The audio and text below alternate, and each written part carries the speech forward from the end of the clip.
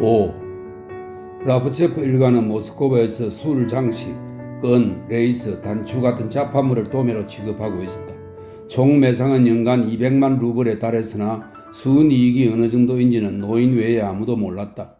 아들들과 점원들은 30만 루블 정도 될 거라고 추측했으며 노인이 섣부르게 돈을 빌려주지만 않았더라도 10만 루블 정도는 더 되었을 거라고 말했다.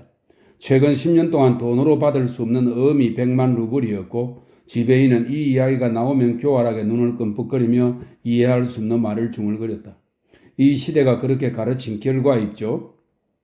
대부분의 거래는 시내의 상가나 가게 건물에서 이루어졌다. 가게로 들어가는 문은 뜰에 있었는데 그것은 항상 음침했고 가죽 냄새가 났으며 짐 싣는 말들이 말굽으로 아스팔트 길을 두드리곤 했다. 겉으로는 대단히 초라한 그 철문을 통과하면 철장이 달린 작은 창으로만 햇볕이 비치는 방이 나왔다. 벽은 서리로 인해 암갈색으로 변했고 탄필로 잔뜩 낙서가 되어 있었다. 방의 왼편에는 감옥 같은 창문이 달린 좀 더 크고 깨끗한 방이 있었는데 그곳에 청동으로 된 벽난로와 책상 2개가 있었다. 이곳은 사무실이고 여기서부터 2층 본관으로 향하는 좁은 돌계단에 있었다. 2층 본관은 꽤 컸지만 어둡고 낮은 천장이 많은 짐들, 왔다 갔다 하는 인간들로 인해 비좁아서 처음 오는 사람에게는 아래층의 2방과 유사한 인상을 주었다. 위층의 사무실 선반에도 꾸러미와 종이 상자들이 절비했는데 상자들은 그냥 아무렇게나 질서 없이 쑤셔 박혀 있었다. 만일 여기저기 종이로 둘둘 산 꾸러미 틈새에서 진홍색의 실이나 붓, 술 장식이 빠져나오지만 않았다면 이곳에서 무엇을 파는지 전혀 알 수 없었을 것이다. 이 구겨진 종이 두루마리와 상자들을 보면 도대체 이것들을 팔아서 어떻게 수백만 루블의 매상을 올린다는 것인지, 어떻게 이런 가게에 손님을 제외하고도 하루 50명이 넘는 사람들이 일을 보러 온다는 것인지 믿어지지 않을 것이다. 다음날 정오, 모스크바에 도착한 라프체프가 가게에 갔을 때는 하물 운반인이 물건을 포장하며 너무 시끄럽게 상자를 두드리고 다니는 바람에 첫 번째 방과 사무실에 있던 사람들은 그가 들어오는지도 몰랐다. 나딕은 우체부가 편지다발을 손에 들고 청계를 내려오고 있었는데 그 역시 시끄러운 소음에 얼굴을 찌푸리며 그를 지나쳤다. 아래층에서 그를 처음으로 맞은 사람은 형 표도로 표도로비치였다. 그들은 너무 닮아서 쌍둥이라고 해도 믿을 정도였다. 자신과 꼭 닮은 형을 볼 때마다 라프체프는 끊임없이 자신의 외모를 떠올리곤 했다. 라프체프는 작은 키에 붉은 볼, 적은 머리숱, 약해 빠진 가는 다리의 이 매력없고 지적이지도 못한 형을 바라보며 속으로 생각했다. 내가 저렇게 생겼단 말인가? 너를 만나서 정말 기쁘구나. 페오도르가 동생에게 키스하고 그의 손을 꼭 잡으며 말했다. 매일매일 너를 학수고대하며 기다렸어, 아우야. 너가 결혼했다는 편지를 받자마자 호기심에 죽을 지경이었어. 게다가 너가 무척 그리웠다. 생각해봐. 반년 동안이나 만나지 못했잖아. 자, 어땠어? 네 나는 안 좋니? 많이? 대단히 안 좋아요. 다 하나님의 뜻이지. 페오도르가 한숨을 내쉬었다.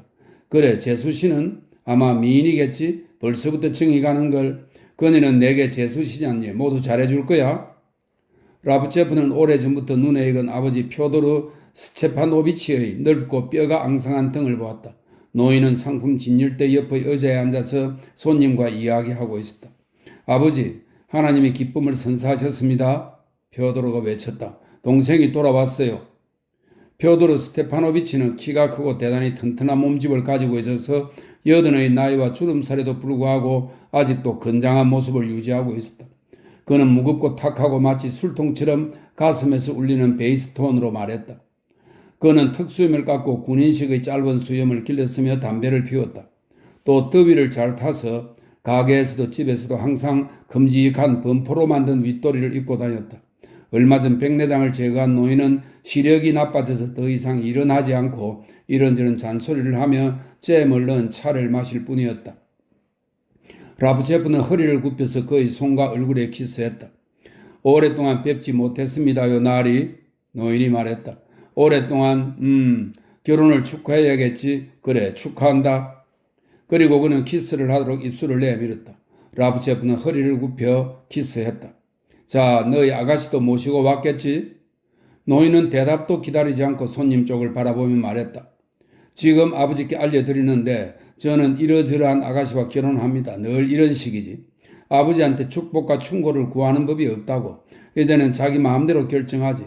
나는 40이 넘어 결혼했지만 아버지의 발밑에 엎드려 조언을 구했단 말이야. 지금은 그런 것을 찾아볼 수도 없어. 노인은 아들의 결혼을 기뻐했지만 아들을 다정하게 대한다든지 자신의 기쁨을 겉으로 드러내는 것을 진중하지 못한 일이라고 생각했다. 그의 목소리와 말하는 태도, 그리고 아씨라는 말은 라프제프가 가게에서 항상 느끼곤 했던 불쾌한 감정을 상기시켰다. 소소한 일들이 지난날 그를 붙잡아두고 금식일의 음식만을 먹였던 과거를 상기시켰다. 그는 요즘도 소년들을 붙잡아서 피가 날 정도로 때리고 있으며 이 소년들이 자라서 같은 짓을 되풀이할 할 거라는 것을 알고 있었다. 5분 정도 가게에 머물자 그는 욕을 잔뜩 먹고 코를 얻어맞은 듯한 기분이 들기 시작했다. 펴오도르는 손님의 어깨를 툭 치며 동생에게 말했다. 자, 알료샤, 소개한다. 탐보프에서 우리를 먹여 살리는 그레고리 티모페이치야. 현대 젊은이들의 모범이라고나 할까? 벌써 60이 다 되었는데 아직 갓난쟁이가 있단 말이야? 점원들은 웃음을 터뜨렸으며 창백한 얼굴의 마른 노인인 손님도 함께 웃었다. 자연이란 일반적인 법칙을 초월하는 것이지. 상품 진열대 뒤에 서 있던 지배인이 말했다. 들어갔던 대로 나오는 거지. 지배인은 50살 정도 된 키 큰 남자로 검은 턱수염에 안경을 끼고 귀에는 연필을 꽂고 있었으며 언제나 빙 둘러 말하는 버릇이 있어 자신의 생각을 명확지 않게 표현했다. 그의 교활한 미소로 볼 때 그가 자신의 말에 뭔가 특별하고 미묘한 뉘앙스를 부여하고 있다는 것을 알 수 있었다. 그는 자기식으로 이해하는 어려운 문어체 단어를 써서 말을 복잡하게 만들기 좋아했으며 일반적인 단어조차도 원래의 뜻과는 다른 뜻으로 이해하곤 했다. 예를 들어 빼고라는 단어가 있다. 그는 어떤 생각을 강하게 주장하고 다른 이들이 그 의견에 동조하기를 원할 때 오른손을 앞으로 쭉 뻗고 말했다. 빼고. 가장 놀라우려는 점원들과 손님들이 그의 의중을 정확히 이해한다는 것이다. 그의 이름은 이반 바실리에비치 포차트킨이고 카시라 태생이었다. 그는 라프체프를 칭찬하며 말했다. 당신의 용기 덕분입니다. 여자의 마음이란 샤밀과 같거든요. 이 샤밀은 19세기 중반 체첸의 유명한 용사인데 그를 잡기가 대단히 어려웠다고 합니다. 그래서 사로잡기 어려운 여자의 마음을 샤밀에 비유한다고 하네요. 샤밀과 같거든요. 가게에서 또 다른 중요한 인물로 마케이체프라는 사람이 있었다. 그는 뚱뚱하고 몸집이 좋았으며 금발이지만 정수리가 벗겨졌으며 볼수염이 나 있었다. 그는 라프체프에게 다가가서 정중하게 축하하며 조용히 말했다. 신이 당신 아버님의 기도를 들으셨습니다. 그 다음 다른 점원들이 그를 축하하러 다가갔다. 그들은 모두 유행에 따라 옷을 입었고 점잖고 교양 있는 사람의 외양을 하고 있었다. 그들은 러시아어와 오지를 라틴의 지처럼 발음하였으며 거의 세 단어마다 한 번씩 S로 끝맺었기 때문에 잘 사시길 바랍니다 라는 축하 인사를 빨리 하면 마치 공중에서 가는 채찍으로 후려치는 소리가 났다. 라프체프는 곧 지루해져서 집으로 돌아가고 싶었으나 일어날 수 없었다. 예의상 적어도 2시간 정도는 머물러야 했다. 그는 상품 판매대에서 물러나서 마케이체프에게 여름이 무사히 지나갔는지 무언가 새로운 소식이 없는지 물어보았고 지배인은 눈도 똑바로 보지 못한 채 공손하게 대답했다. 회색 점퍼를 입고 머리를 깎은 소년이 라프체프에게 차 받침도 없이 찻잔을 내왔다. 얼마 후 다른 소년이 옆을 지나가며 상자에 걸려 넘어질 뻔하자 점잔을 빼던 마케이체프가 갑자기 냉혈한 같은 무서운 얼굴로 소년에게 악을 썼다. 잘 보고 다니란 말이다. 점원들은 젊은 주인이 결혼해서 돌아온 것을 기뻐했으며 호기심 어린 눈으로 그를 훔쳐보았다. 그들은 라프체프 옆을 지날 때마다 그에게 무언가 기분 좋은 말을 공손하게 건네야 한다고 생각했다. 그러나 라프체프는 이 모든 것이 다 위선이며 그를 두려워하기 때문에 아부하는 것이라고 생각했다. 그는 25년 전에 한 점원을 잊을 수가 없었다. 정신병을 앓던 그 점원은 어느 날 속옷 하나만 걸치고 거리로 뛰쳐나가 창문에 주먹질을 하며 자신이 학대받고 있다고 소리질렀다. 그의 병이 나았을 때 사람들은 오랫동안 그를 놀렸고 그가 착취자들을 악취자들이라고 잘못 말했던 것을 두고두고 이야기했다. 라프체프 일가의 가게에서 일하는 점원들은 대단히 어렵게 살았으며 주변 가게들의 평판도 옛날부터 그랬다. 그러나 가장 나쁜 것은 퓨오도르 스테파노비치 노인이 자기 일꾼들에 대해 아시아식 정책을 쓰고 있다는 것이었다. 어느 누구도 노인의 총애를 받는 포차트킨과 마케이체프가 얼마를 받는지 몰랐다. 그들은 보너스와 연간 3천 루블을 받았으나 노인은 그들에게 7천 루블씩 지불하는 척했다. 보너스는 매년 모든 일꾼들에게 지불되었으나 이 역시 비밀스럽게 주어졌다. 그러므로 적게 받은 자는 자존심 때문에 많이 받은 척했다. 소년들은 언제 그들을 점원으로 정식 고용해 줄지 알지 못했다. 일꾼들은 주인이 자기들에 대해 어떻게 생각하는지 전혀 짐작하지 못했다. 무엇 하나도 명확히 금지된 것이 없었기 때문에 일꾼들은 무엇이 허락되는지 무엇이 금지되는지도 알지 못했다. 결혼하지 말라는 말도 없었으나 아무도 결혼하지 않았다. 자신의 결혼이 주인의 기분을 상하게 해서 혹시 일자리라도 잃을까봐 두려웠던 것이다. 그들은 친구에게 놀러 갈 수도 있었지만 매일 저녁 9시가 되면 벌써 문이 닫히고 아침마다 주인은 그들 모두를 의심스러운 듯 노려보고 혹시 술 냄새가 나지 않는지 시험해 보았다. 자, 숨을 내쉬어보라고. 축제마다 일꾼들은 아침 일찍 예배에 참석해서 교회에서 주인이 그들 모두를 잘 볼 수 있도록 서 있어야 했다. 금식일은 철저히 지켰다.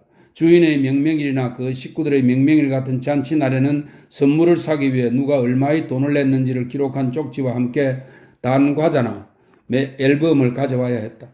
그들은 파트니츠카야에 있는 집의 아래층이나 별채에 살았는데 한 방에 서너 명씩 살았다. 식사 때는 각자 앞에 접시가 있었음에도 불구하고 한 대접에서 퍼먹었다. 만약 식사 도중 주인이 들어오면 모두 일었었다. 라프체프는 몇몇 구식 교육을 받은 일꾼들만이 진정 그를 은인으로 생각하지 나머지는 모두 그를 적 또는 악취자로 간주할 거라고 생각했다. 반년이나 집을 비운 후에 돌아왔는데도 아무것도 변한 게 없었다. 새로운 것이 있다 해도 좋은 징조는 아니었다.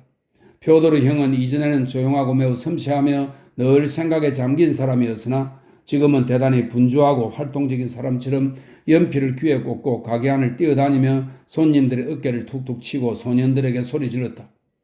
친구, 표도르는 새로운 역할을 연기하는 듯 했으나 알렉세이에게는 이전의 형 같지가 않았다.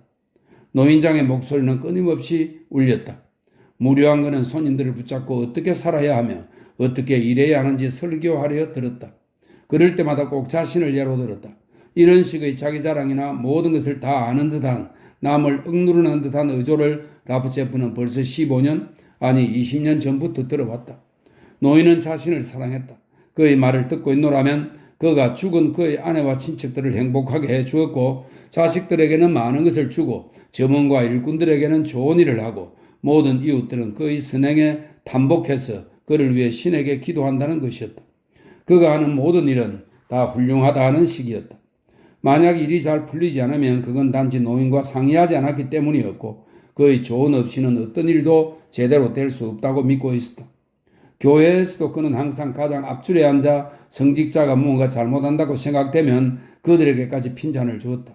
이때 노인은 신이 그를 사랑하기 때문에 그가 하는 행동 역시 신을 기쁘게 할 것이라고 확신했다. 2시가 되자 가게는 더욱 바빠졌고 노인장 혼자 계속 궁을대고 있었다. 라프체프는 무료하게 서 있기 위해서 한 여공으로부터 레이스를 받고 그녀를 돌려보냈다. 그 후 그는 손님들과 볼고그라드에서 온 상인들의 이야기를 듣고 점원에게 일처리를 하도록 지시했다. 더베르도, 베치, 아저, 러치, 이죄, 더버리도 설명했습니다. 이것은 모두 러시아 알파벳의 옛날 이름이다. 되어 있네요. 아저는 A, 베지는 V, 이죄는 I, 러죄는 R, 더베르도는 T 라는 설명이 있습니다. 그런 소리가 사방에서 들렸다. 이곳에서는 알파벳 문자가 상품 가격과 번호를 의미했다. 가게를 갔을 때 라프체프는 형에게만 인사했다. 내일 저와 함께 파트니츠카야로 갈게요. 미리 말씀드렸는데요. 만약 아버지께 저에게 한마디라도 거칠게 하시면 전 1분도 그곳에 있지 않겠어요? 결혼했는데도 넌 변하지 않았구나 조금도. 표도르는 한숨을 내쉬었다. 얘야, 노인에게는 좀 더 자상할 수 없겠니? 그러니까 내일 11시쯤을 말하는 거지. 그리하면 아침 예배를 끝내자마자 오거라. 전 아침 예배 같은 건 하지 않습니다. 그래도 마찬가지야. 기도도 하고 아침 식사도 같이 할 수 있도록 11시를 넘기지 말거라. 제수 씨에게 안부와 키스를 전해다오. 너희 처를 좋아하게 될 것 같아. 표도는 진심으로 말했다. 너가 부럽구나. 그가 소리쳤을 때 알렉세이는 벌써 계단을 내려가고 있었다. 왜 형은 소심하게 자꾸 몸을 움츠리는 걸까? 마치 벗고 있기라도 한 것처럼. 라브체프는 니콜스카야 거리를 걸으면서 형에게 일어난 변화를 이해하려고 노력했다. 사랑하는 아우야, 하나님이 은혜를 베푸셨다. 기도하자꾸나라는 등 말도 예전과는 다르고, 슈체드린의 유다 설명이 있습니다. 유다는 살테코프 슈체드린의 작품 골로 불료프에 나오는 사람들의 등장인물 가운데 한 사람으로 겉으로는 대단히 친절해 보이나 속으로는 교활한 위선자를 대표한다고 그렇게 설명이 되어 있습니다. 슈체드린의 유다가군 6. 다음날 일요일 아침 11시 그는 아내와 함께 한 마리의 말이 끄는 경마차를 타고 파치니츠카야로 갔다.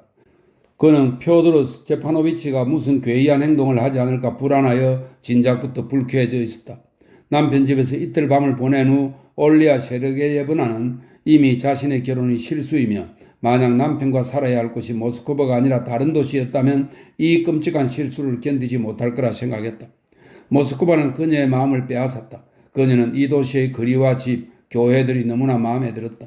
멋진 썰매에 값비싼 말을 메고 아침부터 저녁까지 모스크바를 돌아다니며 차가운 공기를 들이마시면 그녀는 자신이 그렇게까지 불행하다는 생각은 들지 않았다. 얼마 전에 회치를 난 흰색의 2층 집 옆에서 마부가 말을 세우더니 오른쪽으로 돌리기 시작했다. 모두가 기다리고 있었다. 문 옆에는 새 외투를 입고 높은 장화와 덧버선을 신은 문지기와 2명의 순경이 서 있었다. 거리의 한가운데부터 문까지, 뜰에서부터 현관문까지 깨끗한 모래가 부러져 있었다. 문지기는 모자를 벗고 순경은 거수경례를 했다.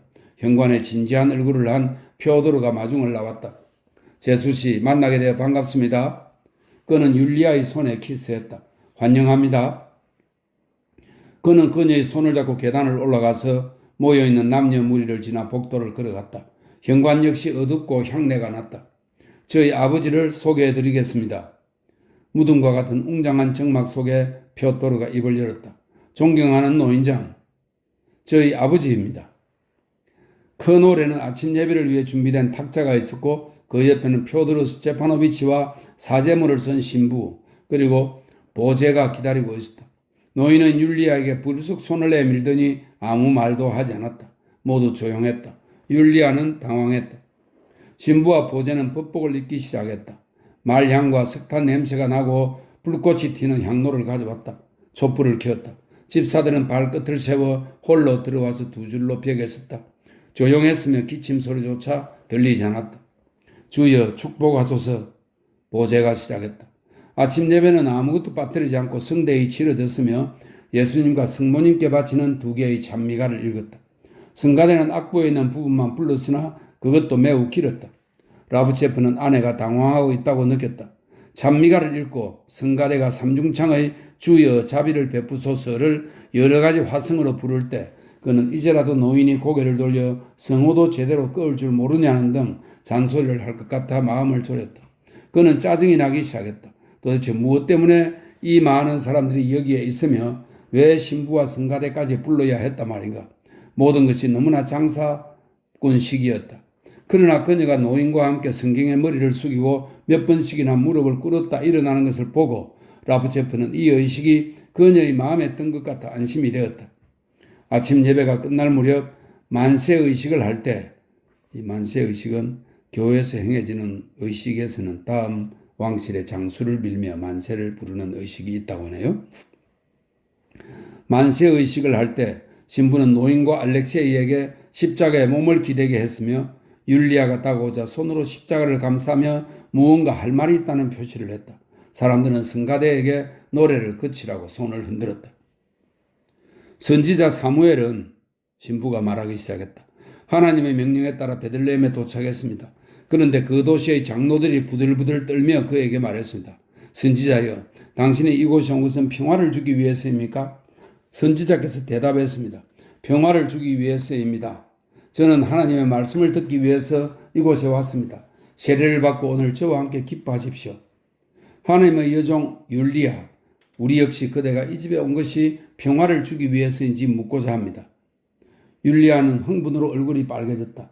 다 끝난 후 신부는 그녀에게 십자가의 몸을 기대게 하고 완전히 다른 의도로 말하기 시작했다. 이제 펴도로비치를 결혼시켜야겠군요. 때가 지났어요. 다시 성가대가 노래를 부르자 사람들은 움직이기 시작했으며 웅성거렸다. 감동한 노인은 눈물이 걸성걸성한 눈으로 율리아에게 3번 키스했으며 그녀의 얼굴에 성호를 긋고 말했다. 여기는 너희 집이란다. 나 같은 노인에게는 아무것도 쓸모없단다. 점원들은 축하의 말과 무슨 말을 했으나 성가대가 너무 크게 노래 부르는 바람에 아무것도 제대로 들리지 않았다.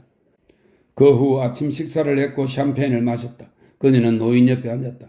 노인은 그녀에게 따로 사는 것은 좋지 않으니 한 집에서 살아야 하고 분열과 반목은 결국 파산을 불러온다고 말했다. 돈은 내가 모으고 애들은 오직 쓰기만 한다고 그가 말했다. 이제 너희들이 나와 함께 한 집에 살며 돈을 모으려무나 나도 쉴 때가 되었다. 율리아의 눈앞에는 계속 표도르가 왔다 갔다 했다. 그는 그녀의 남편과 매우 닮았지만 그보다는 좀 더 민첩하고 더 낯을 가렸다. 그는 그녀 곁에서 부산히 움직이며 자주 그녀의 손에 키스했다. 제수씨, 우리는 평범한 사람들입니다. 그가 이 말을 할 때 그의 얼굴에는 홍조가 올랐다. 우리는 평범하게 러시아식으로 기독교인으로서 살지요. 집으로 돌아오는 길에 라프체프는 모든 일이 무사히 잘 끝났으며 예상 밖으로 아무 일도 일어나지 않아 매우 만족한 채 아내에게 말했다. 당신 아마 우리 아버지처럼 어깨가 넓고 체격이 큰 사람에게 나와 표도로처럼 왜소하고 키 작은 아이들이 태어난 게 이상하지? 맞아. 하지만 어찌 보면 당연한 일이야. 아버지는 45세였을 때 어머니와 결혼하셨는데 그때 어머니의 나이는 불과 17세였어. 어머니는 아버지 옆에서는 늘 안색이 창백하고 몸을 뜨셨지. 니나 누나가 제일 먼저 태어났는데 그때는 어머니가 비교적 건강하셨을 때였어. 그래서 누나가 우리보다 튼튼하게 태어난 거야. 나와 표도로는 어머니가 끊임없는 불안으로 이미 완전히 지쳐버린 상태였을 때 태어났어. 5살도 되기 전부터 아버지에게 훈계를 들었던 게 떠올라. 쉽게 말하면 나를 때리신 거지. 아버지는 매질을 하고 귀를 잡아당기고 머리를 쥐어박았어. 아침에 눈을 뜨자마자 나는 언제나 오늘 또 매를 맞게 될까 하고 생각했어. 나와 표도로는 마음 놓고 놀거나 장난칠 수 없었어. 우리는 아침 예배와 저녁 기도에 가야 했고 신부와 수도승의 손에 키스해야 했고 집에서는 찬미가를 읽어야 했지. 당신은 신앙이 깊으니 이 모든 것들을 기꺼이 하겠지만 난 종교가 두려워. 교회 옆을 지날 때면 어린 시절이 생각나서 오싹해지곤 해. 8살이 되던 해 나를 가게로 데려가서 일을 시키기 시작했어. 그때부터 난 여느 소년처럼 일을 해야 했고 물론 고달팠어. 매일 맞았거든. 중학교에 들어간 후에는 점심까지 공부하고 점심 이후부터 저녁까지는 가게 일을 도왔어. 22살 되던 해 대학에서 야르제프를 만나게 될 때까지 그렇게 일을 했지. 그는 나보고 아버지 집에서 나오라고 설득했어. 야르제프는 나에게 정말 좋은 충고를 많이 해주었어. 그래 맞아. 라브제프는 스스로의 생각에 만족해서 웃음을 터뜨렸다. 지금 야르제프한테 가볼까? 그 사람은 정말 훌륭한 친구라고. 그가 얼마나 기뻐할까? 7. 11월의 어느 토요일 안톤 루바슈타인이 지휘하는 심포니 오케스트라 연주가 있었다. 극장하는 사람들로 북적거렸고 더웠다. 라브제프는 기둥 뒤에 섰고 그의 아내와 코스차, 코체보이는 앞 3열과 4열에 앉아 있었다. 막간 휴식 시간이 지나가자마자 뜻밖에도 한 부인이 그의 곁을 스쳐 지나갔다. 폴리나 니콜라예브나 라수지나였다. 결혼 후 그는 그녀와 마주치게 되는 것을 두려워했다. 그녀가 그를 드러내놓고 똑바로 바라보자 그는 그녀에게 아직 한 번도 변명하려고 하지 않았으며 그저 친구로서도 2-3줄의 편지조차 쓰지 않았다는 것을 기억했다. 그녀로부터 숨으려고 했던 것이다. 그는 부끄러워서 얼굴이 붉어졌다. 그녀는 갑자기 그의 손을 꼭 쥐고 물었다. 야르제프를 보셨나요? 그리고는 대답을 기다리지도 않고 성큼성큼 앞으로 걸어갔다. 마치 누군가가 그녀를 등에서 밀기라도 하는 것처럼. 그녀는 대단히 마르고 못생겼고 코가 길었다. 그녀는 항상 피곤에 찌들어 지친 얼굴이었으며 눈을 뜨고 넘어지지 않는 것만도 힘겨운 듯한 인상을 주었다. 하지만 그녀의 눈은 아름답고 금었으며 영리하고 선하며 진실한 표정을 가지고 있었다. 그녀의 몸짓은 딱딱하고 거칠었다. 그녀는 남의 이야기를 들을 줄도 또 조용히 이야기할 줄도 몰라서 그녀와 이야기하는 것은 쉬운 일이 아니었다. 그녀를 사랑하는 것은 고통스러운 일이었다. 때로는 라프체프와 함께 있을 때 그녀는 두 손으로 얼굴을 가리며 오랫동안 큰 소리로 웃었고 사랑이 그녀에게 있어서 인생 최고의 가치는 아니라고 우겼다. 그녀는 17세 소년인 양 키스하기 전에는 방 안의 모든 불을 끌 것을 요구했다.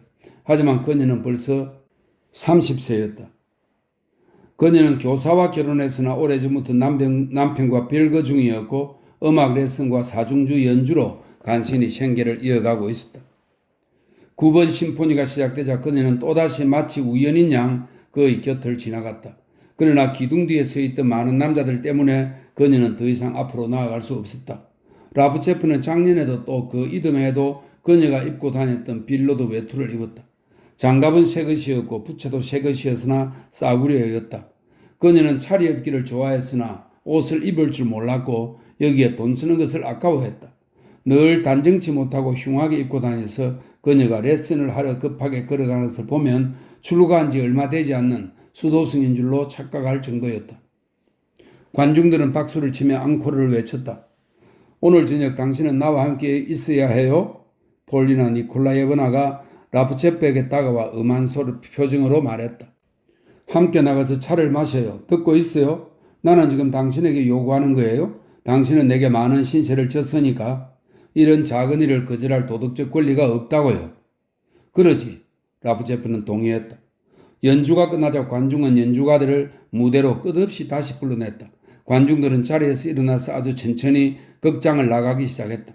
그러나 라프체프는 아내에게 말하지 않고 떠날 수는 없어서 문가에 서서 그녀를 기다렸다. 미치도록 차를 마시고 싶군요. 라수지나가 분명했다. 가슴이 타는 것 같아요? 여기서도 실컷 마실 수 있잖아. 라프체프가 말했다. 식당으로 가지. 하지만 식당 같은 데 뿌리고 다닐 만한 돈이 없는걸요. 내가 장사꾼 마누라도 아니고. 그는 그녀에게 청혼했었지만 그녀는 전에도 여러 번 했던 말, 즉 자신은 연약하고 아름다운 여성이라는 범주 속에 속하지 않으며 남자들의 지배를 필요로 하지 않는다는 길고도 지겨운 말을 늘어놓으며 그의 청혼을 받아들이지 않았던 것이다. 그와 이야기하면서도 그녀는 사람들을 두리번거리며 쳐다보았고 아는 사람들과 인사도 했다. 그녀와 괴리의 교수 수업을 같이 들었던 친구들이나 음악학교 친구들, 제자들이었다. 그녀는 잡아채듯이 그들의 손을 움켜잡았다. 그런 다음 그녀는 열병이라도 걸린 것처럼 몸을 떨고 어깨를 흔들며 끔찍하다는 듯이 라프체프를 바라보며 조그만 목소리로 말했다. 누구와 결혼했죠? 이 정신 나간 사람, 눈은 어디에 두고 그 멍청하고 초라한 여자에게서 도대체 무엇을 발견했죠? 난 당신의 재능과 심성 때문에 당신을 사랑했어요. 하지만 그 도자기 인형 같은 여자에게 필요한 건 당신의 돈뿐이라고요? 그만해, 폴리나. 그는 애원하는 목소리로 말했다. 내 결혼에 대해 당신이 말할 만한 것들을 이미 내 자신에게 여러 번 되풀이했다고 나를 더 이상 아프게 하지 말아줘. 검은 옷을 입은 율리아 세르게예브나가 나타났다. 그녀는 아침 예배 후 시아버지가 선물로 준 브로치를 달고 있었다. 율리아에게는 수행원들이 뒤따르고 있었다. 코제보이와 2명의 낯익은 의사, 장교 1명과 교복을 입은 퀴시라는 성의 뚱뚱한 남자였다. 코스차와 가도록 하지. 라프체프가 아내에게 말했다. 난 나중에 들어갈게. 율리아는 고개를 끄덕이고 가버렸다. 폴리나 니콜라예브나는 신경질적으로 몸을 움츠리면서 그녀의 뒤를 눈으로 쫓았다. 그녀의 시선은 혐오감과 정오, 고통으로 가득했다. 라프체프는 불쾌한 변명, 거친 말이 오고 간 후에 이어질 다툼과 눈물을 예감하고 그녀의 집에 가는 것을 꺼렸다. 그는 레스토랑에서 차를 마시자고 했다. 그러나 그녀는 아니요, 우리 집으로 가요. 레스토랑이란 말은 꺼내지도 마세요. 라고 잘라 말했다. 그녀는 레스토랑을 좋아하지 않았다. 담배 연기와 남자들의 호흡으로 공기가 오염되어 있다고 믿기 때문이다.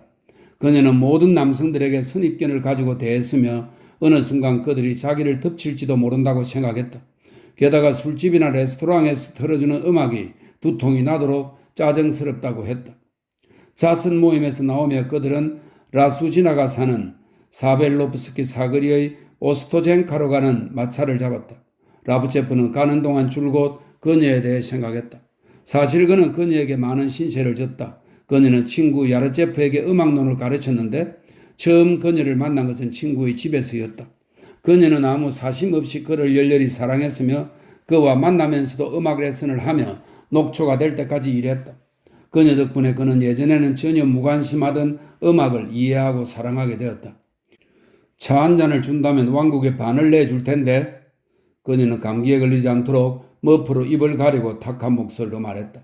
나는 레슨을 5개나 해요. 애들이 너무 멍청하고 부산스러워서 분통이 터져 죽겠어요. 악마에게나 잡혀가라지. 게다가 언제까지 이 일을 해야 할지 알 수도 없고 난 완전히 지쳐버렸어요. 300루블만 모으면 모든 일을 내던지고 크림으로 갈 거예요. 해변에 누워서 산소를 꿀꺽꿀꺽 삼킬 거예요. 바다에 가고 싶어요. 아, 바다에 너무 가고 싶어요. 당신은 아무데도 가지 못할 거요. 라프제프가 말했다. 첫째, 당신은 전혀 돈을 모으고 있지 않고, 둘째, 당신은 인색하니까 용서하시오. 내 다시 말하지. 아무런 할 일이 없어서 당신에게 음악을 배우는 그 쓸모없는 자들에게 받은 푼돈으로 300루블을 모으는 것이 당신 친구들에게 그 돈을 꾸는 것보다 덜 모욕적이라고 생각하시오. 내겐 친구란 없어요. 그녀가 화가 나서 말했다. 그리고 그런 바보 같은 소리는 하지 말아요. 내가 속한 노동자 계급에게는 한 가지 특권이 있지요. 자신의 정조관념을 똑바로 인식하는 것. 장사치에게 돈을 꾸지 않고 그들을 경멸할 권리 말이에요. 아니요. 당신은 저를 매수할 수 없어요. 난 율리아가 아니라 말이에요. 라프체프는 마부에게 돈을 지불하지 않았다. 이렇게 하면 이미 여러분들은 성화를 또 듣게 될 것을 알았기 때문이었다. 돈은 그녀가 냈다. 그녀는 한 외로운 부인의 아파트에서 가구와 식탁이 딸린 방 하나를 빌려 살고 있었다. 그녀의 큰 베케로프 로얄 피아노는 볼사야 니키츠카야 거리에 있는 야르제프의 집에 당분간 놓아두기로 했고 그녀는 매일 그 집으로 피아노를 치러 갔다. 그녀의 방에는 덮개를 씌운 안락의자, 하얀 여름 시트가 깔린 침대, 주인의 꽃이 놓여 있었으며 벽에는 석판화가 걸려 있었지만 이 방의 주인이 한때 교육을 받았던 여자라는 사실을 일깨워 줄 만한 것이라고는 아무것도 없었다. 화장 도구도 책도 없었으며 심지어 책상도 없었다. 그녀는 집에 돌아오자마자 곧장 잠달리에 들고 아침에 일어나자마자 곧 집을 나서는 것 같았다. 하녀가 사모바르를 내왔다. 폴리나 니콜라예브나는 차를 끓였다. 그녀는 아직도 몸을 떨며 9번 심포니에서 노래 불렀던 가수를 욕했다. 피곤해 지친 그녀의 눈꺼풀이 감겼다. 그녀는 한 잔의 차를 마시고 두 번째 또 세 번째 차를 마셨다. 당신은 이제 유부남이군요. 그녀가 말했다. 하지만 걱정하지 말아요. 실망하지 않을 테니까. 당신을 내 가슴에서 지우는 일 정도는 할 수 있다고요. 단지 당신이 다른 모든 남자들처럼 여자의 현명함이나 지적 능력이 아닌 육체나 아름다움, 젊음, 이런 것들을 원했다는 사실. 당신이 그런 쓰레기 같은 작자였다는 게 불쾌하고 섭섭할 따름이에요. 그녀는 누군가를 흉내내듯 콧소리를 내면서 울음을 터뜨렸다. 젊음이라. 당신에게는 순결이 필요했군요. 그녀는 안락의자의 등을 댄 채 큰 소리로 웃었다. 그녀가 웃음을 멈추었을 때 그녀의 눈은 울어서 붉어졌다. 최소한 당신은 행복하겠죠? 그녀가 물었다. 아니. 그녀는 당신을 사랑하나요? 아니. 흥분한 라프체프는 자신이 불행하다고 느끼며 일어나서 방 안을 걷기 시작했다. 아니, 그가 다시 말했다. 폴리나, 당신이 알고 싶다면 말해주지. 난 대단히 불행해. 어떻게 하라고? 바보 같은 짓을 이미 해버렸고 이젠 되돌릴 수 없는 거야. 마음 편하게 생각해야지. 그녀는 사랑 없이 결혼했지. 바보같이. 계산이 있었을지도 모르지만 본인 스스로 의식하지는 않았을 거야. 하지만 지금은 자신의 실수를 깨닫고 괴로워하고 있지. 난 알고 있다고. 밤에는 나와 잠자리를 같이 하지만 낮에는 함께 있는 것을 피하고 다른 소일거리나 친구들을 찾지. 나와 있는 것이 창피하고 두려운 거야? 하지만 당신으로부터 돈은 받겠죠? 폴리나, 바보 같군. 라프체프가 소리쳤다. 그녀가 내게서 돈을 받는 이유는 돈이 있건 없건 그녀에게 마찬가지이기 때문이야. 그녀는 정직하고 순수한 사람이야. 그녀가 나와 결혼한 것은 아버지로부터 벗어나고 싶어서였어.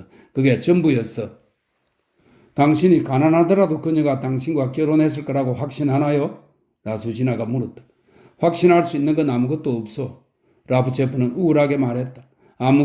난 아무것도 이해할 수 없어. 제발 폴리나, 이에 대해서는 더 이상 이야기하지 맙시다. 당신은 그녀를 사랑하세요? 미칠 듯이 침묵이 흘렀다. 그녀는 4잔째 차를 마셨지만 그는 방 안을 돌아다니며 지금 아내는 의료인 클럽에서 저녁 식사를 하고 있을 거라고 생각했다. 무엇 때문인지도 모르고 사랑할 수 있나요? 이렇게 묻고 라수지나는 어깨를 움츠렸다. 아니에요. 당신 안에 동물적인 욕망이 그렇게 시킨 거죠? 당신은 취했어요. 당신은 아름다운 육체와 순기를 취한 거라고요? 나가요. 더러워요. 그녀에게 가버리라고요? 그녀는 그에게 손을 내저었고 그의 모자를 집어서 그에게 던졌다. 그는 아무 말 없이 털 외투를 걸치고 나왔다. 그러나 그녀는 현관으로 뛰어나와 몸을 떨며 그의 어깨에 매달리며 흐느꼈다.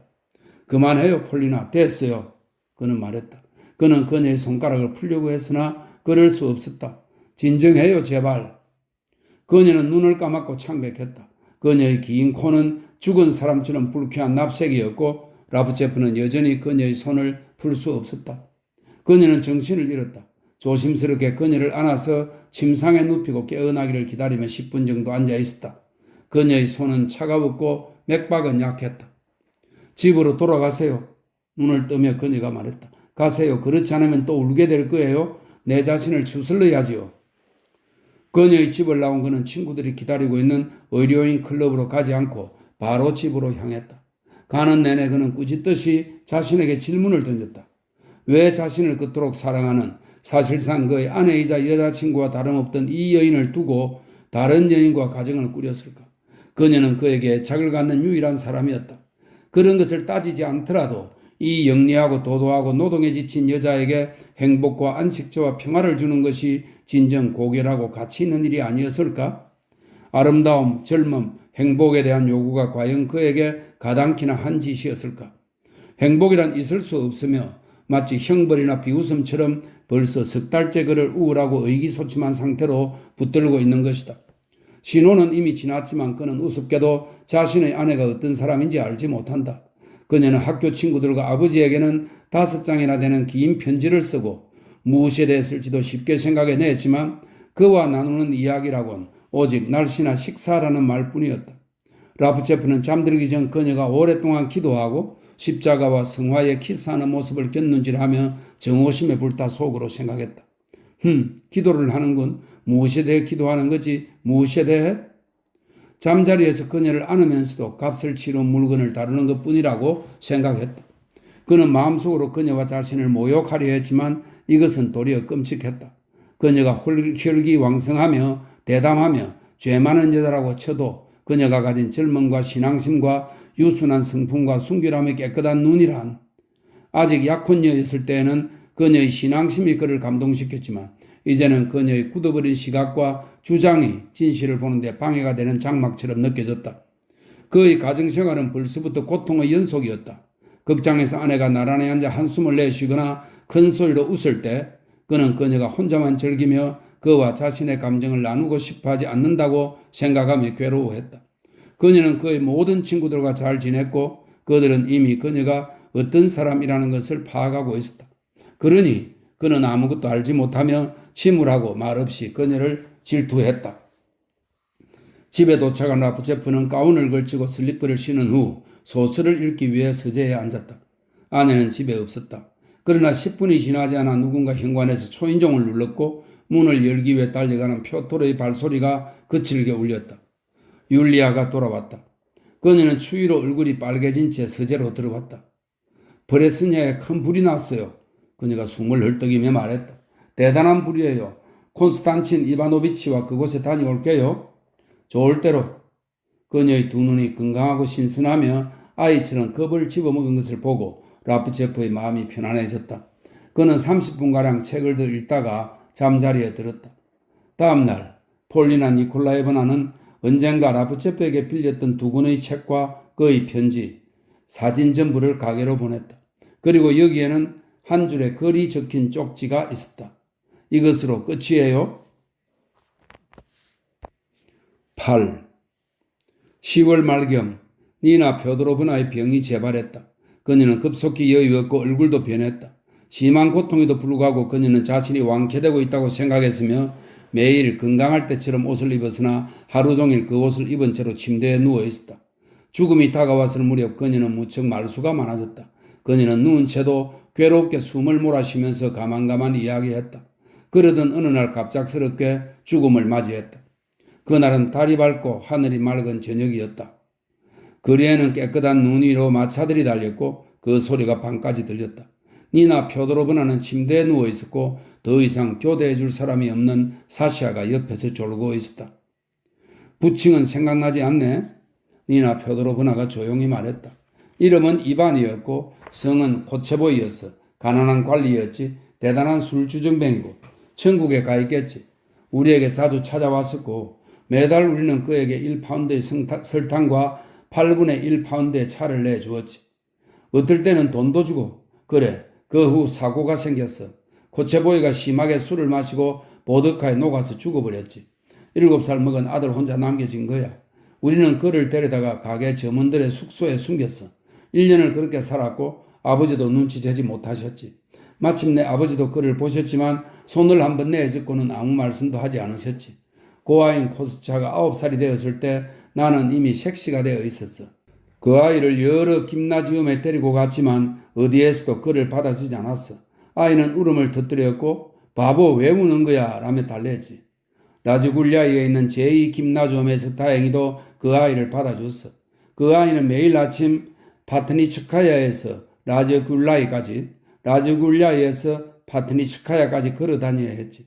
알료사는 그 애의 학비를 대고 하나님이 보살펴 주셔서 아이는 공부를 잘했고 또렷한 청년으로 성장했지. 이제는 모스크바에서 변호사를 한다지. 알료사의 친구야. 그렇게 훌륭한 공부를 하다니 이것 봐. 이렇게 사람을 얕보지 않고 집안의 식구로 받아들인 거야. 이제 그도 우리를 위해서 기도해 주겠지. 그래. 니나 표도로브나는 점점 작은 목소리로 띄엄띄엄 말하더니 얼마 후 잠시 말이 없다가 갑자기 몸을 일으켜 앉았다. 아, 별로 기분이 안 좋아. 안 좋아. 마치 그녀가 말했다. 하나님 자비를 베푸소서. 아, 숨을 쉴 수가 없어. 사시아는 엄마가 오래 살지 못하리라는 것을 알았지만 갑자기 그녀의 얼굴이 변하는 것을 보자 마지막 힘을 직감하고는 겁을 집어먹었다. 엄마, 그러지 마세요. 그녀가 울었다. 그러지 마세요. 부엌으로 가서 아버지를 불러오도록 사람을 보내라. 너무 안 좋구나. 사시아는 방마다 뛰어다니며 하인을 불렀지만 아무도 없었다. 식당에는 리다 혼자서 옷을 입고 베개도 베지 않은 채로 자고 있었다. 사시아는 신발도 신지 않고 마당을 가로질러 거리로 뛰어나갔다. 대문 뒤 벤치에 유모가 앉아서 스케이트 타는 사람들의 모습을 바라보고 있었다. 스케이트장에 있는 강에서는 군대 음악이 들려온다. 유모, 엄마가 죽어가요. 사시아가 울며 말했다. 아빠를 모셔와야 해요. 유모는 위층의 침실로 가서 환자를 보고는 그녀의 손에 불이 켜진 납초를 지어주었다. 사시아는 두려움에 질려 이리저리 왔다 갔다 했고 아무에게나 아버지를 불러달라고 매달렸다. 그러나 곧 외투와 목도리를 걸치고는 거리로 뛰쳐나갔다. 아이들은 하인들로부터 아버지에게 다른 아내와 2명의 딸이 있으며 지금은 그들과 함께 바자르나야 거리에 산다는 것을 들어 알고 있었다. 사시아는 울었다. 그녀는 낯선 사람을 무서워했다. 대문 왼쪽으로 뛰어나갔다가 눈 구덩이에 빠져서 몸이 꽁꽁 얼어버렸다. 그녀는 텅 빈 마차를 보았지만 부르지 않았다. 마부가 자신을 교회로 끌고 가서 가진 것을 모두 빼앗은 후에 묘지에 버릴지도 모른다고 생각했다. 하녀가 차를 마실 때 소녀에게 그런 이야기를 했던 적이 있었다. 소녀는 지쳐서 울며 걷고 또 걸었다. 바자르나야 거리에 다다르자 그녀는 파나우로프 씨가 어디에 사는지 물어보았다. 어떤 낯선 부인이 사시아에게 자세히 설명해 주었으나 그녀가 전혀 이해하지 못하는 것을 보고 직접 손을 잡고 현관이 있는 단층 집으로 데리고 갔다. 문은 열려 있었다. 사시아는 현관과 복도를 뛰어서 마침내 밝고 따뜻한 방 안까지 왔다. 사모바르 뒤에 아버지가 앉아 있었고 부인과 2명의 여자아이가 있었다. 그러나 사시아는 한마디도 할 수 없었고 흐느껴 울기만 했다. 파나우로프는 사시아를 보고 대번에 무슨 일인지 알아차렸다. 엄마 상태가 좋지 않으신 모양이구나? 그가 물었다. 아가야, 말해봐라. 엄마가 좋지 않으신 거지? 불안해진 그는 마차를 불렀다. 집에 도착했을 때 니나 표도로브나는 쿠션에 쌓인 채로 손에 촛대를 쥐고 앉아 있었다. 얼굴은 어두웠고 눈은 감겨 있었다. 침실 문가에서 유모, 요리사, 하녀, 농부, 프로코피와 낯선 몇몇 가난한 사람들이 웅성거리고 있었다. 유모는 사람들에게 무언가를 귓속말로 지시했으나 아무도 그녀의 말을 알아듣지 못했다. 방구석의 창문 옆에는 창백하고 졸린 리다가 엄마를 시무룩하게 쳐다보며 서 있었다.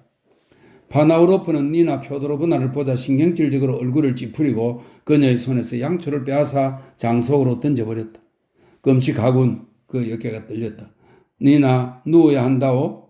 그는 다정하게 말했다. 자, 눕구려. 그녀는 힐끗 그를 쳐다보았으나 알아보지는 못했다. 그녀는 눕혀졌다.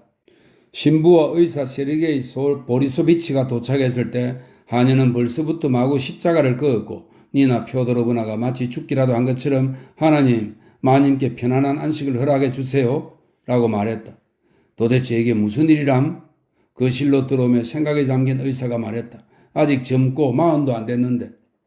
어린 소녀들의 큰 울음소리가 들렸다. 창백한 파나우로프는 눈물 젖은 눈으로 의사에게 다가가서 약하고 지친 목소리로 물었다. 제발 도와주십시오. 모스크바에 전보를 쳐주십시오. 전 전혀 감당할 수 없습니다. 의사는 잉크를 가져와서 딸에게 다음과 같은 전보를 쳤다. 파나우로바 부인 저녁 8시 운명하심. 남편에게 전달 바람. 러브리안스카야 집이 빚으로 넘어감. 9천 루블 더 갚아야 함. 경매는 12월 놓치지 말길. 9. 라프체프는 스타르의 피멘에서 멀지 않은 말라야 드미트로프카에 살고 있었다. 큰 집 말고도 그는 배심원 대리인 친구 코체보이를 위해서 뜰에 2층짜리 별채를 빌렸다. 라프체프가의 사람들은 그의 성장을 쭉 지켜봤기 때문에 모두 그를 그냥 코스차라고 불렀다. 이 별채 앞에는 또 다른 2층짜리 별채가 있는데 거기에는 5딸을 둔 프랑스인 부부가 살고 있었다. 날씨는 영하 20도 정도였다. 창문은 서리로 덮였다. 코스차는 아침에 깨어나서 걱정스러운 얼굴로 무슨 약인가를 15방울 마시고 책 선반에서 아령을 2개 집어 체조를 했다. 그는 키가 크고 대단히 말랐으며 불거스레한 콧수염을 기르고 있었다. 그러나 그의 외모에서 가장 눈에 띄는 것은 비정상적으로 긴 다리였다. 양복 상의를 입고 사라사로 된 바지를 긴 장화 속에 집어넣은 중년의 농부 표트르가 사모바르를 가져와서 차를 끓였다. 오늘은 날씨가 매우 좋습니다요, 콘스탄틴 이바노비치. 그가 말했다. 그렇군, 좋은 날씨야. 이보게, 자네와 나의 인생이 그리 신바람 나지 않는 게 좀 유감이군. 표트르는 예의상 한숨을 내쉬었다. 얘들은 좀 어떻지? 코스차가 물었다. 목사님은 아직 오지 않으셨습니다. 알렉세이 표도로비치 씨가 직접 아이들을 돌보고 계십니다. 코스차는 창문에서 서리가 덮이지 않은 부분을 발견하고 비노클, 망원경을 말합니다. 비노클을 통해 프랑스 가족이 사는 쪽을 바라보기 시작했다. 아무것도 안 보이는데? 그가 말했다. 이때 아래층에서는 알렉세이 표도로비치가 샤샤와 리다와 함께 성경 공부를 하고 있었다. 소녀들이 모스크바의 이 별채 아래 층에서 가정교사와 함께 살기 시작한 지 한 달 반이 되었으며 일주일에 3번 사립학교의 선생님과 성직자가 그들을 찾아왔다. 사샤는 신약을 배우고 있었고 리다는 얼마 전 구약을 시작했다. 지난 시간에 리다는 아브라함까지 반복해야 하는 숙제를 받았다. 아담과 이브에게는 2 아들이 있었다. 라브체프가 말했다. 그렇지. 자, 그들의 이름이 무엇인지 기억해 보렴. 리다는 여전히 뾰로통해서 책상을 노려보며 아무 말도 하지 않고 입술만 딸싹거렸다. 소녀의 사시아는 그녀의 얼굴을 바라보며 속상해했다. 잘 알고 있지 않니? 긴장하지 말거라. 라브체프가 말했다.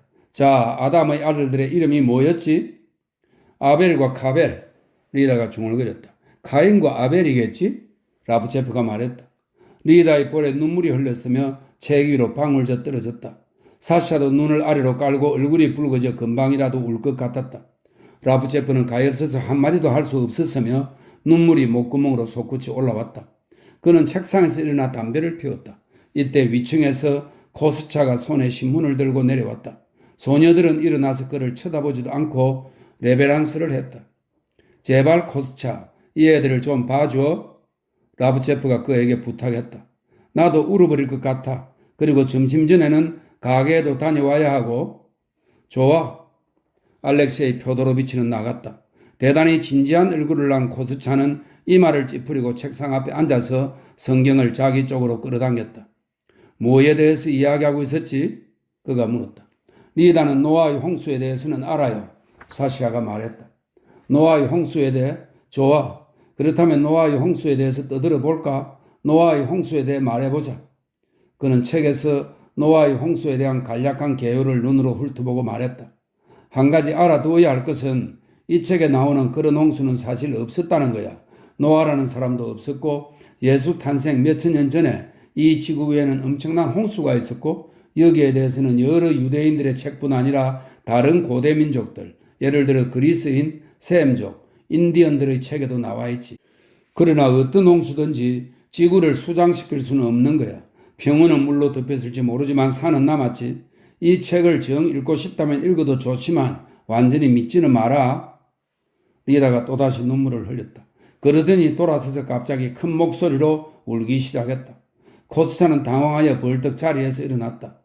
집에 갈래? 아이가 말했다. 아빠랑 유모한테 갈래?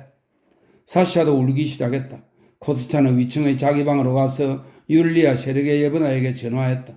아이들이 다시 울고 있어. 어떻게 해볼 수도 없다오. 율리아 세르게 예브나는 쇼를 걸치고 큰 집에서 뛰어나와 아이들을 달랬다. 숙모를 믿어요. 믿으라니까. 그녀는 아이들을 차례로 껴안으며 다정한 목소리로 말했다. 너희 아버지는 오늘 오실 거야. 전보를 보내셨단다. 너희 엄마 일은 정말 안 됐구나. 나도 슬퍼. 가슴이 메는구나. 그러나 어찌겠니? 신의 뜻을 거역할 수는 없는 거란다. 아이들이 울음을 멈추자 그녀는 아이들을 따뜻하게 입혀서 마차에 태웠다. 처음에는 말라야 드미트로프카 거리로 갔다가 스트라스트너의 거리로 거쳐 트베르스카야 거리로 갔다. 이베르스카야 교회를 지날 때는 그 앞에 멈추어서 양초를 꽂은 후 무릎을 꿇고 기도했다. 돌아오는 길에는 필리포프에 들러서 해바라기 씨가 든 금식 일용 양고기를 샀다. 라브체프 일가는 2시가 넘어서 점심 식사를 했다. 식사 시중은 표도르가 했다. 이 표도르란 사람은 낮에는 우체통으로 가게로 또는 코스차를 위해 지방재판소로 뛰어다니며 온 가족의 시중을 들었다. 저녁마다 그는 담배를 말았고 밤에는 누가 올 때마다 문을 열러 나갔으며 새벽 4시가 되면 벌써 난로를 피우기 시작했다. 아무도 그가 언제 잠드는지 알지 못했다. 그는 셀츠, 산탄수, 코르크 막에 따는 것을 대단히 좋아했으며 물 한 방울 흘리지 않고 이 일을 조용하고 거뜬하게 해냈다. 다 잘 되겠지? 코스차는 수프를 마시기 전에 보드카를 한잔하면서 말했다. 율리아 세르게 예배나는 처음에 코스차가 마음에 들지 않았다. 그의 낮은 목소리, 발로 차서 내쫓았다. 낯짝을 갈겨버린다. 돼지 새끼, 차나 끓여봐라. 따위의 말이나 술잔을 마주친 후 잔을 앞에 두고 불평하고 우는 소리를 하는 버릇이 그녀에게 매우 속되게 보였다. 그러나 차츰 알아가면서 그에게 편안함을 느꼈다. 그는 솔직했으며 저녁마다 그녀와 자그마한 목소리로 이런저런 이야기를 절개했다. 그녀에게 라프체프나 야르체프와 같은 친구들에게조차 숨겨왔던 자작 소설을 읽어보라고 주기도 했다. 그녀는 그 소설을 읽고 그를 실망시키지 않기 위해 칭찬했는데 유명한 작가가 되는 것이 꿈이었던 그녀는 그녀의 칭찬에 마냥 기뻐했다. 그는 시골과 지주의 농장에 대한 소설만 썼으나 정작 자신은 친구의 별장에 갈 때 어쩌다 몇 번 시골을 본 것과 볼로코람스크의 재판 관계로 갔던 것이 농장에 간 유일한 경험이었다. 그는 부끄러운 듯이 애정 표현은 피했고 대부분 자연 묘사에 치중했다. 이때도 그는 변덕스러운 산의 윤곽, 진기한 구름의 모양, 비밀스러운 화음의 조화와 같은 표현을 즐겨 사용했다. 그의 소설은 여태껏 출판된 적이 없지만 그는 이것을 금열 탓으로 돌렸다. 변호사 업무는 적성에 맞았지만 그는 자신의 주업은 변호사가 아니라 소설가라고 생각했다. 그는 자신에게 섬세하고 예술가적인 소양이 있어서 늘 예술을 지향하게 된다고 생각했다. 그는 노래도 못 부르고 악기도 연주하지 못하며 전혀 음감도 없었으나 모든 심포니와 필하모닉 연주에 참석하고 자선 음악회를 직접 개최하며 가수들과 잘 알고 지내고 있었다. 점심시간에 이야기가 오고 갔다. 정말 기가 막히는군. 라프체프가 말했다. 표드로가 또 나를 궁지로 밀어놓는군. 글쎄, 우리 회사 백주년이 언제인지 알아봐야 한다는군. 귀족들과 흥청거리기 위해서 그 말을 아주 진지하게 하더란 말이야. 형, 어떻게 된 거 아니야? 솔직히 걱정스러워. 그들은 표드로에 대해서 또 요즘은 무슨 채 하는 것이 유행이라는 등의 얘기를 했다. 표드로는 상인도 아니면서 전형적인 상인처럼 보이려고 애쓰고 있었다. 아버지가 후원자로 있는 학교의 선생이 월급을 타려오면 그는 목소리와 걸음걸이조차 돌변하여 선생에게 자신이 마치 직장 상사인 것처럼 굴었다. 점심 식사 후에 할 일이 없어서 그들은 서재로 갔다. 테페파의 예술가들에 대해서 소설 오를레앙의 처녀에 대해 이야기했다. 코스차는 그 소설의 긴 독백 부분을 읽었다. 그는 자신이 에르몰로바에를 매우 그럴듯하게 흉내냈다고 생각했다. 다음 그들은 빈트, 카드놀이입니다. 빈트를 하기 시작했다. 소녀들은 펼쳐 있는 자기 방으로 가지 않고 한 의자에 함께 앉아서 창백하고 구슬픈 얼굴로 혹시 아빠가 오지 않을까 하고 거리의 소음에 귀를 기울이고 있었다. 저녁마다 어둠 속에서나 촛불 아래서나 소녀들은 향수에 젖어 있었다. 카드놀이를 하면서 오가는 이야기, 표토의 발소리, 벽난로의 장작 불꽃이 튀는 소리에 소녀들은 신경이 예민해졌고 불꽃을 바라보고 싶어 하지 않았다. 이제 저녁마다 울지는 않았지만 속마음은 답답했고 무거웠다.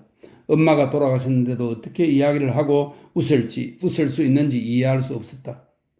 비노클로, 오늘은 무엇을 들여다봤죠? 율리아 세르게예브나가 코스타에게 물었다. 오늘은 아무것도 못 봤어요. 어제는 그 프랑스 노인이 샤워를 했다오? 7시에 율리아 세르게예브나와 코스타는 말러의 극장에 갔다. 라브체프는 아이들과 함께 집에 남았다. 너희 아버지가 오실 때가 되었는데? 시계를 보면서 그가 말했다.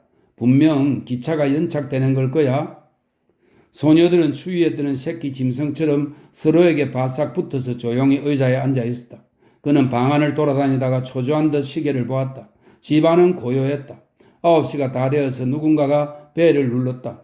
표토로가 문을 열러 나갔다. 낯익은 목소리를 듣자 소녀들은 소리를 지르고 흐느끼며 현관으로 뛰쳐나갔다. 바나우로프는 화려한 외투를 입고 있었고 그의 수염은 서리에 하얗게 뒤덮여 있었다. 자, 그가 중얼거렸으며 사샤와 리다는 울며 웃으며 아버지의 차가운 손과 모자와 외투에 입을 맞추었다. 사랑을 받는데 익숙한 이 잘생긴 남자는 피곤해했고 천천히 소녀들을 안아주고 나서 사무실로 가서 손을 비비며 말했다. 난 잠시 들른 것이라네. 내일 페테르부르크로 가야 해. 내 직장을 다른 도시로 옮겨주기로 약속을 받았거든. 그는 드레스덴 호텔에 묵었다.